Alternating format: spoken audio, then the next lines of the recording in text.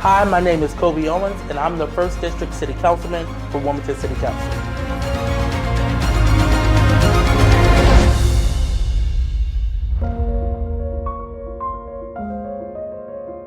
So I've been here almost 2 months now.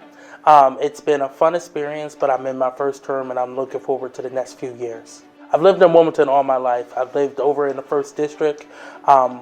Pretty much all my life I lived in 2 different houses, 100 block and 200 block of 36th Street. Born and raised right here in the community. Used to go to the community center, the POW Center. I'm born and bred Wilmington. I went to school here in Wilmington. I started out at PS DuPont, went to Crawcroft, and then from there switched over and went to Catholic school, went to St. Helena's Christ Our King, and then of course everyone knows I went to Sally's. I love that school. I played sports there, won some championships there, played football, basketball, soccer, played every sport possible over there, but my favorite was definitely rugby. Went to West Virginia, played rugby there as well too. I love rugby. So what made me decide to run for city council was just my passion for the community. The 1st District is a very unique district. We're a very working class district, but we also have needs, and some of those needs have been ignored for a little bit. So again, working with civic association presidents, the local community centers, getting to know just some of the youth at the community center as well too, I could really see that all our needs weren't being met, and I wanted to make a difference. I've always been around politics. I understand policy. I've worked in policy for a long time.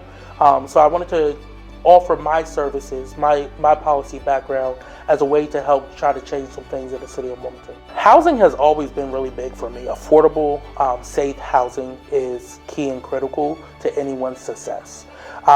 When I was in the 8th grade, I remember driving past the Department of Labor, going to St. Helena's, seeing long lines of people during the 07-08 housing crisis. I remember around the street from me and the next door, my neighbors' houses getting boarded up, them moving out. And back then, I really couldn't understand the full concept of what was going on. It wasn't until I got older and started doing my own research that I really understood what was going on, how discriminatory practices kind of led to the downfall in our housing crisis here in America. But then also, we still never recovered, right? Wilmington does not have a strong affordable housing stock. We do not have a strong first-time home owner stock as well too. You should have starter homes in a city, and then you should grow to your next home as you grow your family and get more settled into your career. So we have to do whatever we can possible here to make sure we're creating more opportunity for home ownership, because that is a way to build wealth. But in the meantime, we have to make sure we're protecting renters. We're now a predominantly renter city, and we have to make sure that we are advocating for our residents who live here to make sure landlords are offering safe, affordable, no mold, has hot water, making sure that it's somewhere that you would want to lay your head at night. So it's definitely an eye-opener to see the other side of things, getting to do a deeper dive, especially into the budgetary things as well too. Even though I'm not on the finance committee, I am a budget and numbers person. I've read the last 7 budgets line by line just to see where everything is, and see what solutions and what new revenue streams we can bring here to the city. But then also, because I've been around this council for so long, I have some mentors who are out there as well too, who I either used to talk to or still talk to today about how things were done on when they were here.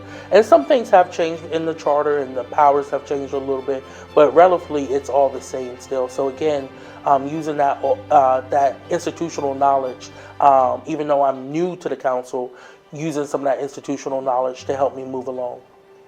I help guide the city to be more fiscally responsible while also caring for the residents and putting our community back at the center of our policy making, whether it's addressing housing, addressing rising costs, making sure we're doing things in an equitable way to make sure our residents aren't just burning money and spending that money for no reason. So we have 3 community centers. We have the Police Athletic League of Wilmington. We have One Village Alliance, and we also have Urban Promise. Outside of that, we have some amazing art institutes. We have the Delaware Music School, which has performances all the time. Their MLK Day celebration performance was amazing. But then also we have great open space as well too. We have some of the best parks in the city in Harlan or Haynes Park. We have some historic schools such as Harlan and PS as well too. So again, we're just a little bit of mix of everything. But again, we are a very strong and prideful district.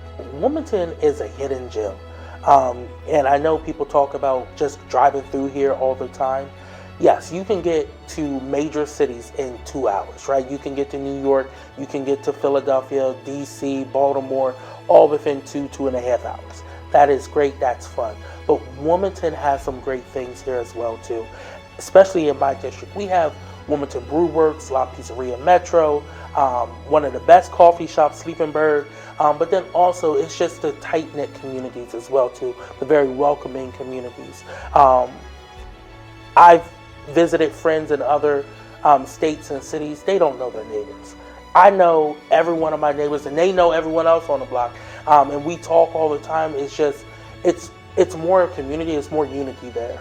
And I think that's why I love Wilmington so much.